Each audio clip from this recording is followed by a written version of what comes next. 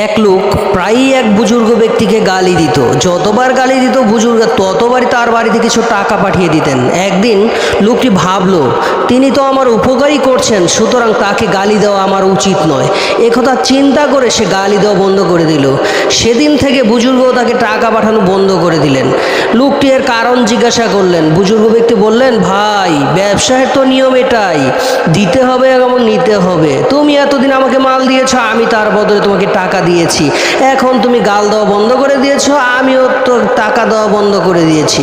লোকটি বলল, ভাই, আমি তো আপনাকে কখনো গালিগালাজ দিতাম না। বুজুর্গ বললেন, তুমি আমাকে যতদিন গালি দিয়েছো ততদিন তোমার ইবাদতের সওয়াব আমি পেতাম। বিনা পরিশ্রমে আমার অনেক সওয়াব জমা হতো।